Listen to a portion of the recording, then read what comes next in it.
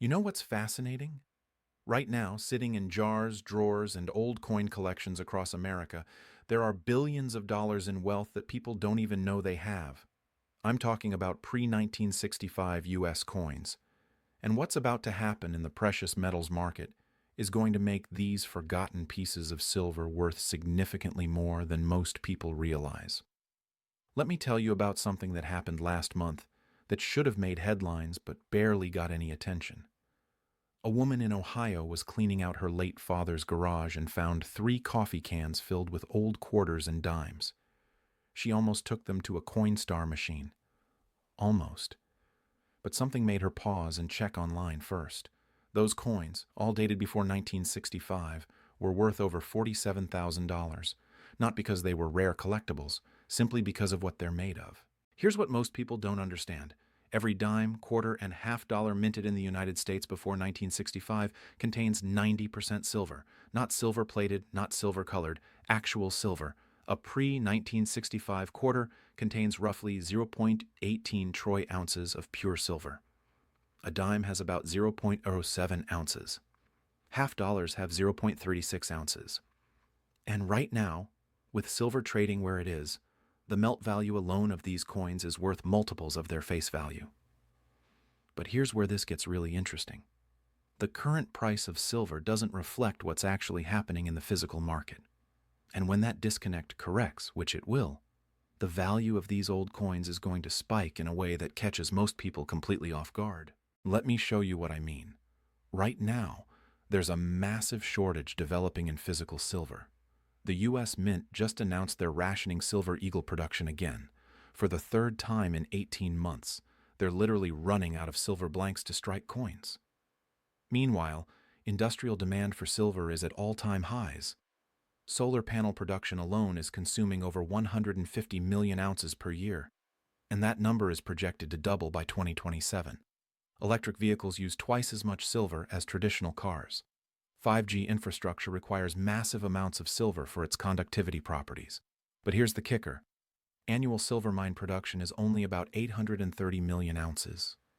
Total demand, including industrial, investment, and jewelry, is over 1 billion ounces.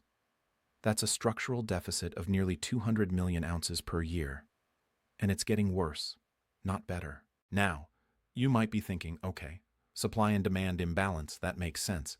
But why should I care about old coins specifically? Here's why. When premiums on newly minted silver products spike, which they do during supply crunches, pre-1965 coins become the most cost-effective way to own physical silver. They carry lower premiums than silver rounds or bars because they're recognizable, they're already in circulation, and they don't require minting. During the last major silver squeeze in 2011, premiums on Silver Eagles hit $8 over spot. Pre-1965 coins were trading at $2 over spot. Smart money piled into junk silver, as it's called in the industry, and those coins became nearly impossible to find. Let me tell you what happened to a coin dealer I know in Pennsylvania during that 2011 run.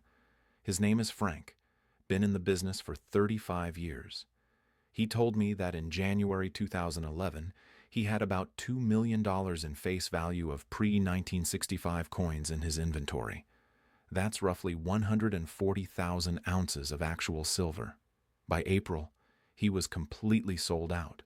Couldn't keep anything in stock. People were bringing in bags of old coins from their grandparents' estates, and he was buying everything he could get his hands on. The premiums went from 10% over melt to 30% over melt in a matter of weeks. And here's the thing. He said the coins that moved fastest weren't the rare dates or mint marks. It was the common stuff, the worn quarters and dimes that people had been ignoring for decades. Now, fast forward to today. We're seeing the exact same setup, but the fundamentals are actually stronger. The supply deficit is larger, industrial demand is higher, and there's a new factor that didn't exist in 2011. Central banks are buying silver now, not just gold. The People's Bank of China has been accumulating silver through state-owned enterprises. India's central bank has increased its silver reserves. Even smaller nations are diversifying into silver as a monetary metal. And then there's the COMEX situation. The COMEX is where silver futures are traded, and it's supposed to represent the price discovery mechanism for physical silver. But here's what's happening. The amount of paper silver traded on the COMEX dwarfs the amount of physical silver actually available for delivery. We're talking about a ratio of over 200 to 1. For every ounce of physical silver in COMEX vaults, there are 200 ounces of paper claims against it. That works fine as long as nobody asks for delivery. But when they do, things get interesting fast. In March of last year, a large institutional buyer stood for delivery on a significant silver contract. They wanted physical metal, not cash settlement. The COMEX had to scramble to find the silver. Premiums spiked. Delivery delays stretched to 6 weeks. And that was just one buyer. Imagine what happens when multiple large players decide they want physical delivery simultaneously. This is where your old coins become incredibly valuable, because they're already physical. They're already in your possession. There's no counterparty risk, no delivery delays, no question about purity or authenticity. A 1964 Kennedy half dollar is a 1964 Kennedy half dollar. Everyone recognizes it. Everyone knows what it contains. Let me give you some specific numbers to think about. A standard bag of pre-1965 dimes or quarters contains $715 in face value. That's roughly 500 ounces of pure silver. At current silver prices around $30 per ounce, that bag is worth about $15,000. But here's what most people miss. During supply crunches, those bags have traded for 20 to 30% premiums over spot. That same bag could be worth $18,000 to $20,000 when premiums spike. And if silver itself moves higher, which the fundamentals strongly suggest it will, you're looking at exponential gains. Now, I want to talk about something that's relevant if you're thinking about retirement security and wealth preservation. A lot of people don't realize you can hold physical precious metals in a retirement account. It's called a gold IRA, though it can hold silver too, including pre-1965 coins in some cases. If you've got $100,000 or more in retirement accounts and you're concerned about dollar devaluation or market volatility, it's worth understanding how this works. I put together a free guide that covers the mechanics, the tax implications, and how to do it without penalties. It's in the description if that's relevant to your situation. No pressure, just information if you want it. Anyway, back to what's happening in the market right now. There's another factor driving this that most people aren't paying attention to. The dollar's purchasing power is eroding faster than official inflation numbers suggest. The M2 money supply, which is the broadest measure of dollars in circulation, has increased by over 40% since 2020. That's trillions of new dollars created. And while the Fed has been trying to tighten, the reality is that the dollar is worth significantly less than it was 5 years ago. Silver historically has been a store of value during currency debasement. It's not as glamorous as gold, but it's more accessible. A single pre-1965 quarter is worth about $5 in silver content right now. That's something anyone can accumulate. You don't need thousands of dollars to start. And that accessibility is part of what drives demand during monetary uncertainty. Here's a story that illustrates this perfectly. In 2008, during the financial crisis, a teacher in Michigan started buying pre-1965 coins with his spare change. Every week, he'd go to the bank and buy $50 in quarters, then sort through them looking for pre-1965 dates. He'd keep the silver ones and spend the rest. Over 3 years, he accumulated about $12,000 in face value of silver coins. Cost him $12,000. By 2011, when silver hit $50 per ounce, his collection was worth over $85,000. He sold half, paid off his mortgage, and kept the rest. That's the power of recognizing value that others overlook. Now, you might be wondering, how do I even know if I have these coins? Here's what to look for. Any U.S. dime, quarter, or half dollar dated 1964 or earlier contains silver. The easiest way to check is the date. If it says 1965 or later, it's copper nickel clad, not silver. The only exception is Kennedy half dollars, which were 90% silver through 1964, then 40% silver from 1965 to 1970, then copper nickel after that. There's also a simple sound test. Silver coins have a distinctive ring when you drop them on a hard surface. It's a clear, bell-like tone that lasts for a second or two. Copper-nickel coins make a dull thud. If you've got a jar of old coins, dump them out and listen. You'll hear the difference immediately. But here's what's crucial to understand.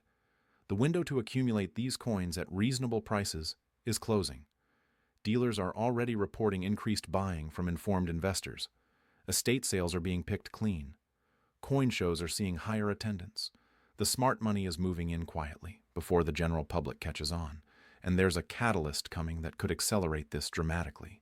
The BRICS nations, Brazil, Russia, India, China, and South Africa, along with several new members, are developing a commodity-backed trade currency. Silver is one of the metals being discussed as backing. If that happens, if silver becomes part of an international monetary system again, the price implications are staggering. We're not talking about a 20 or 30% move. We're talking about a potential revaluation of silver's monetary role. Think about what happened to gold when it was revalued in 1971. Nixon closed the gold window, ended dollar convertibility to gold, and gold went from $35 per ounce to over $800 per ounce by 1980. That's a 22 times increase. Silver went from $1.50 to $50, a 33 times increase. Now, I'm not predicting those exact multiples, but I am saying that when monetary metals get revalued, the moves are far larger than most people anticipate. Here's another angle most people miss. Pre-1965 coins are becoming collectible beyond just their silver content. There's a growing market of younger investors who want tangible assets, who don't trust digital systems, and who see old coins as both an investment and a piece of history. They're buying these coins not just for the silver, but because they represent a time when money was real, when currency had intrinsic value. I talked to a dealer in Texas last week who told me he's seeing more buyers under 40 than ever before. They're not traditional coin collectors. They're tech workers, entrepreneurs, people who've made money in crypto or stocks and want to diversify into something physical. And they're specifically asking for pre-1965 silver. They like that it's recognizable, divisible, and has no counterparty risk. One guy told him, "I can't eat Bitcoin, but I can trade a silver quarter for food if things get bad." That's the mentality shift happening. Now, let's talk about the industrial demand side, because this is where the supply crunch gets really serious. Silver is the most conductive metal on Earth. It's irreplaceable in many applications. Solar panels require about 20 grams of silver each. With global solar installations projected to triple by 2030, that's an additional 300 million ounces of annual demand. Electric vehicles use about 30 grams of silver per car. Global EV production is expected to reach 30 million units per year by 2030. That's another 900 million ounces of annual demand. But here's the problem. You can't just turn on new silver mines overnight. It takes 7 to 10 years to bring a new mine into production, and most silver is produced as a byproduct of copper, lead, and zinc mining. So silver supply is constrained by the economics of those base metals. Even if silver prices double, it won't immediately increase supply because the mines are optimized for the primary metal, not the silver byproduct. This creates a situation where demand can surge rapidly, but supply responds slowly, and in that gap, prices spike. We saw this in 2020 when the Reddit Wall Street Bets community targeted silver. The price jumped from $18 to $30 in a matter of weeks. Physical premiums exploded. Dealers ran out of inventory. And that was just retail demand from individual investors. Imagine what happens when institutional money flows in. There's also a geopolitical dimension to this that's underappreciated. China controls a significant portion of global silver refining capacity. If trade tensions escalate, if export restrictions are imposed, Western access to refined silver could be constrained. That would force prices higher and make domestically available silver, like pre-1965 coins, even more valuable. Let me tell you about a conversation I had with a mining executive at a conference last year. He runs a mid-sized silver mining operation in Nevada. I asked him what keeps him up at night. He said, "The fact that we're mining silver at $30 per ounce when the all-in cost of production is approaching $25. There's no margin for error. If costs go up another 10%, half the silver mines in the world become uneconomic. That's a recipe for supply destruction. Mines close, production drops, and prices have to rise to incentivize new supply. Now, here's where this gets personal.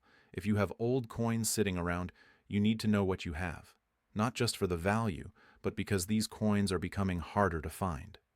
Banks don't carry them anymore. Coin dealers are paying premiums to acquire them. And once they're melted down or locked away in collections, they're gone from circulation forever. I heard a story from a dealer in Florida that broke my heart. A woman came in with 5 bags of pre-1965 quarters. Her father had been a coin collector, and she inherited them when he passed. She had no idea what they were worth. She just wanted to get rid of them because they were taking up space. The dealer offered her melt value, about $70,000. She was shocked. She almost cried. She said, "I was going to take these to the bank and deposit them." That's $70,000 that almost became $700 because of ignorance. Don't let that be you. If you have old coins, if your parents or grandparents have old coins, check the dates. Anything 1964 or earlier is silver. And with what's coming in the precious metals market, those coins are going to be worth significantly more than they are today. Here's the thing about market timing. You can't predict the exact moment when prices spike, but you can position yourself before the move happens. And right now, all the indicators are pointing toward a significant move in silver. The supply deficit is real. Industrial demand is accelerating. Investment demand is increasing. Central banks are accumulating. The COMEX is vulnerable, and the dollar is weakening. Pre-1965 coins are the easiest, most accessible way to own physical silver. They're recognizable. They're divisible. They're already in circulation. And they're still available at reasonable premiums if you know where to look. But the window is closing. Every day, more people are waking up to this opportunity. Every day, more coins are being pulled from circulation. Every day, the supply available to the average person shrinks. So here's what I want you to do. Go through your change. Check your coin jars. Look in your parents' or grandparents' drawers. Ask relatives if they have old coins. You might be sitting on thousands of dollars in silver and not even know it. And if you find these coins, don't spend them. Don't take them to a coin star. Don't deposit them at the bank. Recognize them for what they are: real money, tangible wealth, a hedge against currency debasement and economic uncertainty. The spike is coming. The fundamentals are undeniable. The question is whether you'll be positioned to benefit from it, or whether you'll be one of the people who realizes too late what they had. Check your coins. Know what you own. And understand that what seems like pocket change today could be worth exponentially more tomorrow.